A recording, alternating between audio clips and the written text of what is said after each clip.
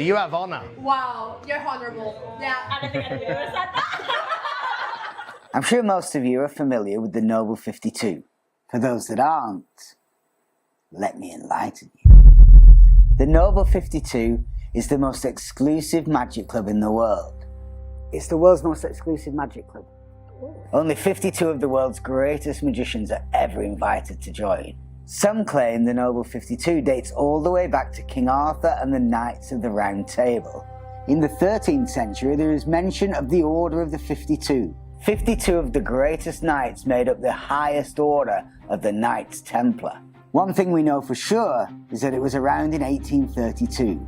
We know this because of the memoirs of Robert Houdin.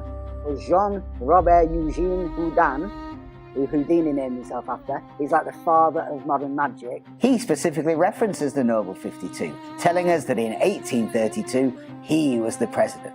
This has been my biggest project for the last 2 years. 2 years ago, a hidden vault was found inside the Parisian home of Robert Houdin, and I was given the honour of restoring one of the relics. I spent 2 years. Not only did I restore it, I had to find out what the hell it was. So back to its former glory. This is a little trinket box, and you can see that is the logo of the Noble 52. It's got the circle of the magic circle, the triangle of the Illuminati, and the royal seal.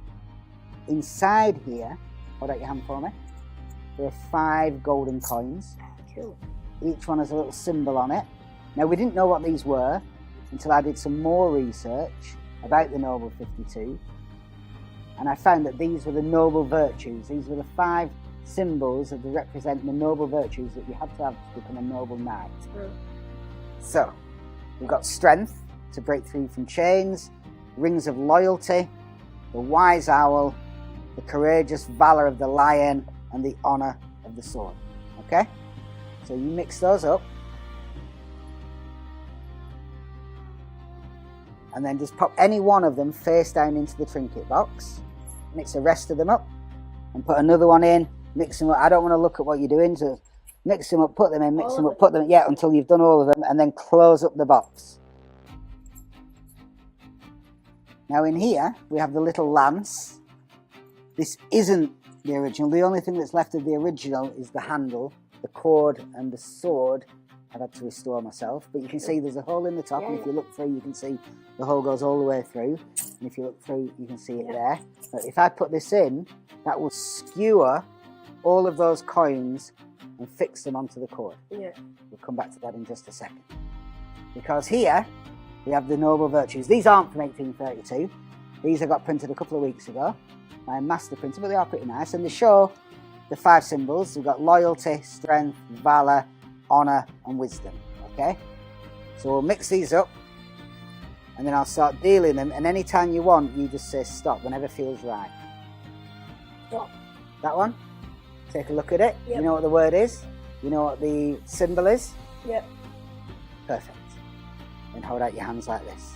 This is going to tell us what your noble virtue is. So, on the count of 3, just call out what your virtue is. 1, 2, 3.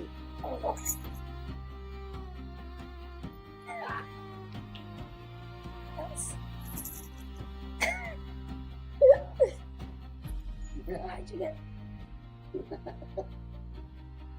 That's mango. How did you do? No.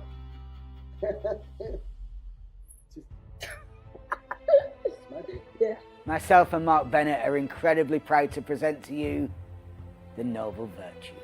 We've taken one of my favourite tricks when I was getting into magic and given it the Noble 52 twist. It's easy to do, there's no reset, there's no angle issues, the spectator does most of the work. We've reinvented the story, we've reinvented the method. We've introduced new props which takes the method and magic to a new level. And the quality is exactly what you've come to expect from the Noble 52 range.